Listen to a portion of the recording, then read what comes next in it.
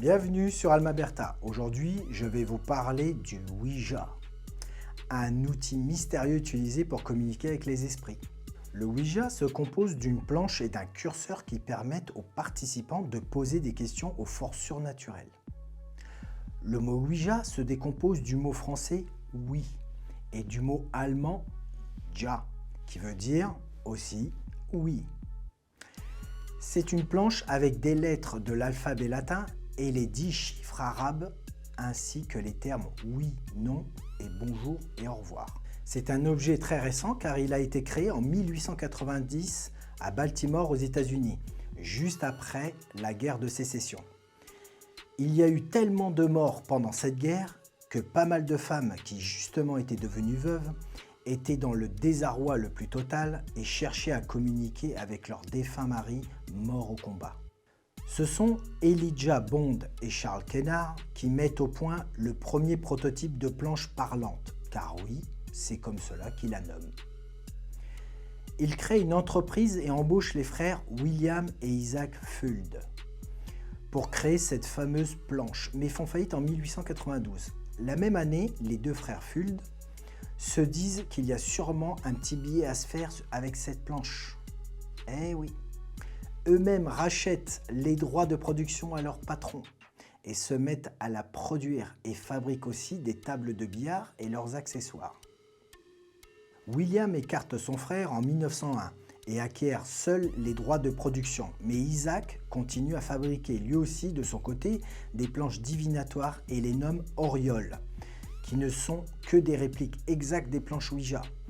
Pour qu'il fasse cela, ça devait bien rapporter, hein? Quant à William Fuld, il a été très malin pour son portefeuille, mais pas pour le reste de l'histoire. Là où il est fort, c'est qu'il l'a produite en la présentant comme un jouet pour enfants, tout ça pour bénéficier d'une aide financière de l'État américain. Il distribue énormément de planches qu'il nomme oracles à des personnes qui travaillent dans l'occulte. Et c'est une spiritualiste qui lui donne le nom de Ouija. Il dépose ce nom ainsi que diverses variantes comme planche divinatoire ou bien planche de la chance. Il s'assure ainsi d'écarter la concurrence. Malin le gars. En 1920, cet objet connaît un grand succès avec l'accroissement du spiritisme à travers le monde occidental, grâce à un certain Allan Kardec, entre autres.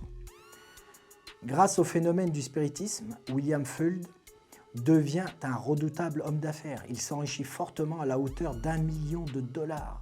Et tout ça à l'époque. Donc je ne vous dis pas ce que ça représenterait aujourd'hui. Mais en tout cas, c'est sûr, une très très grosse somme.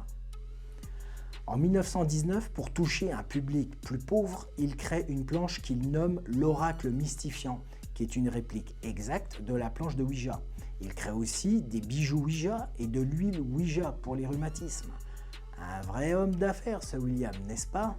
Bon, maintenant que vous savez l'histoire de la planche de Ouija, je vais vous expliquer le fonctionnement et bien sûr les conséquences qui en découlent. Cette planche de Ouija est comme une sorte de portail pour les esprits, mais pas les bons. Et il est là le problème. Car quand on appelle les esprits avec cette planche, ce ne sont pas des esprits en paix qui viennent, mais des âmes errantes, des âmes déchues et des esprits malfaisants ou démoniaques. Eh oui, j'ai bien dit démoniaque aussi. Cette planche est une invitation à rentrer chez vous et en vous, car c'est vous qui les appelez. Et alors là, au meilleur des cas, vous allez vous trimballer avec une sorte de poisse pendant un certain temps, ce qui n'est pas terrible, car vous aurez pris une partie de leur énergie négative. Vous pouvez aussi vous attirer de très mauvaises énergies, ou fantômes, comme vous préférez. Au pire, vous allez avoir un ou des nouveaux colocataires ou squatteurs, pas très sympathiques, qui vont vampiriser votre énergie, hein, et qui vont vous utiliser comme un simple objet, voire vous posséder. Eh oui, ce n'est pas de la rigolade, ni un jeu de société. Vu sous cet angle, c'est chaud, je sais, mais ce n'est que la vérité. Pas mal d'esprits se font passer pour ce qu'ils ne sont pas, juste pour vous garder en haleine et pour que vous continuiez à communiquer avec eux, pour qu'ils continuent à exister dans notre monde, car ils ne sont pas dans la lumière, mais plutôt dans des sortes d'abîmes. Ils sont capables de vous raconter ce que vous voulez, et là, ce sont eux qui vous manipulent. Je vais vous raconter une petite anecdote de ma vie. À mes 20 ans, avec des amis, je fais cette expérience. Et 10 jours après, je me fracture le bras. Bon, vous allez vous dire, c'est peut-être une coïncidence, mais croyez-moi que non. Puisqu'après cela, ce qui s'est passé dans ma vie est juste improbable. Et tellement improbable que j'avais honte d'en parler autour de moi. Je vous laisse imaginer le délire. Et ça, je pense que c'était qu'une petite sorte de poisse, comme je le disais auparavant. Car pour certaines personnes qui étaient présentes ce jour-là, ça a été bien plus grave. Certains adultes s'amusent aussi à le faire, et je le sais, c'est juste dingue. Mais ils doivent sacrément se faire chier dans leur vie pour faire ça, c'est pas possible.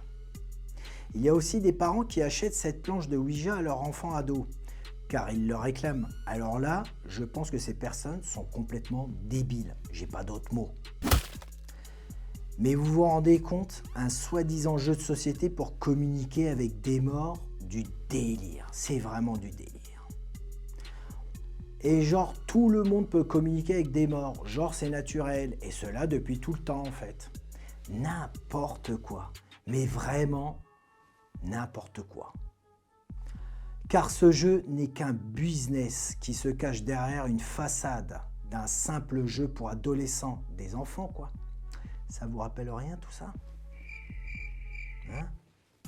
Voilà, j'espère que cette vidéo sur ce faux jeu vous a appris quelque chose. Et n'oubliez pas que le diable se cache dans les détails.